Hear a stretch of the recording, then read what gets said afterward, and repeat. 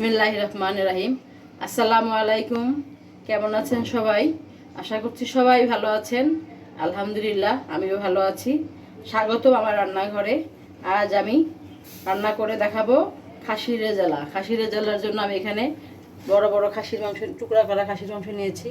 এরকম বড় বড় পিস করে নেবেন খাসির মাংস। বড় বড় মাংস টুকরা হলে সুন্দর হয়।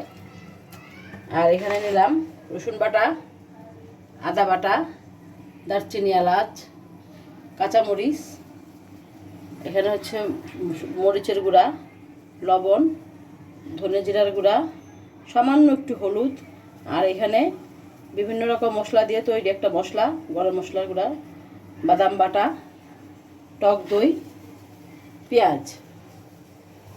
এখন আমরা আগে মাংসটাকে কিছুক্ষণের জন্য ম্যারিনেট করে রাখবো। মাংসটা নিলাম,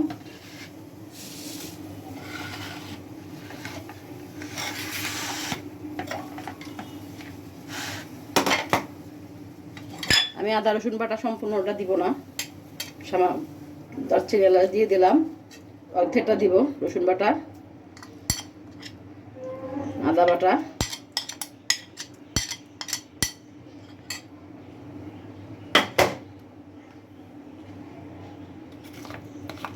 বাদাম বাটা, 2 চা চামচ দিলাম বাদাম বাটা, লবণ, ধনে জিরার গুঁড়া, মরিচের গুঁড়া সামান্য, আর গরম মশলার গুঁড়াটা দিয়ে দিলাম। মরিচের গুঁড়া সামান্যটা রাখলাম, সেটা মশলার সাথে দিয়ে আমি এটাকে ভালো করে এখন মাখাবো।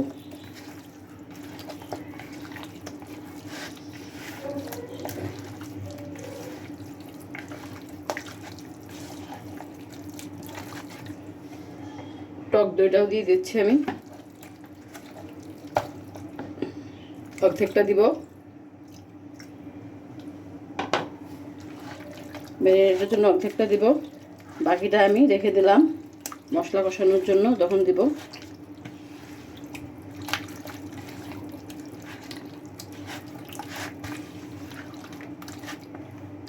এভাবে আমি এটাকে কিছুক্ষণ রেখে দিব, মশলাটা ভালো করে ভিতরে ঢুকুক, তারপরে আমরা যাব রান্না করতে। এখানে চুলায় হাঁড়ি বসিয়ে তেল দিয়ে পেঁয়াজটাকে একটু ব্রাউন করে নিয়েছি। এখন যে রেখেছিলাম আর একটু আদা রসুন বাটা, সেটা দিব।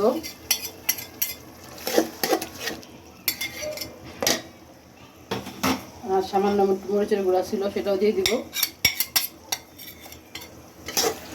দিয়ে আমি এখন মশলাটাকে ভালো করে কষিয়ে নিব। একটু কষিয়ে ভালো করে কষিয়ে যখন তেল ভেসে উঠবে তখন আমি আবার আসছি। এখন একটু কষে নেব। মশলাটা ভালো করে কষে আসছে পেঁয়াজের সাথে। এখন আমি ম্যারিনেট করে রাখা মাংসটা দিয়ে দিব।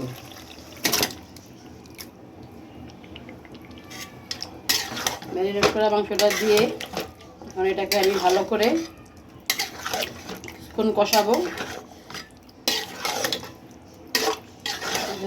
মিক্সড করে ঢাকনা দিয়ে ঢেকে দিব। মাংসটা আস্তে আস্তে কষে কষে সিদ্ধ হোক। চলুন দেখি আমার তরকারির কি অবস্থা। এই তো মশলাটা সুন্দরভাবে কষে আসছে।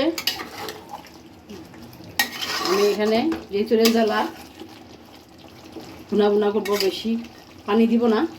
বাকি টক দই রেখেছিলাম, টক দইয়ের উপরে রান্না করবো তরকারিটাকে। বাকি টক দইটা দিয়ে দিলাম, আর দিয়ে দিলাম সামান্য একটু চিনি। একটা টক মিষ্টি সুন্দর একটা ফ্লেভার আসে। এখন এটা এভাবে রেখে দিব, দিয়ে রান্না হতে থাকুক। আমি খুব বেশি হিটে রান্না করবো না এটাকে। এখন আমি এটাকে ঢেকে দিয়ে যাব।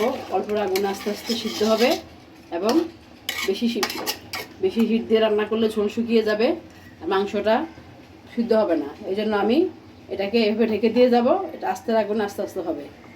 চলুন আমার খাসির রেজালার ফাইনাল লুক আপনাদেরকে দেখাচ্ছি।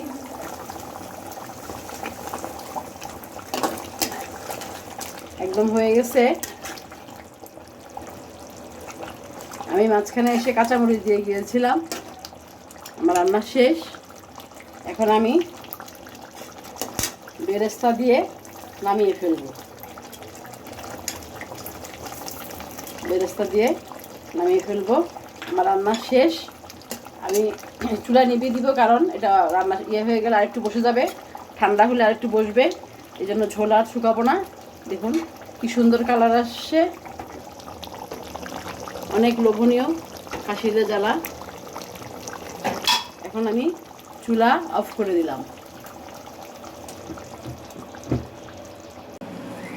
রান্না হয়ে গেল আমার মজাদার খাসির জ্বালা। আপনারা বাসায় এভাবে রান্না করবেন, খুবই ভালো লাগবে। আর ভালো লাগলে আমার পাশে থাকবেন, আমাকে লাইক, শেয়ার এবং সাপোর্ট করবেন। আজকের মতো এখানে, আল্লাহ হাফেজ।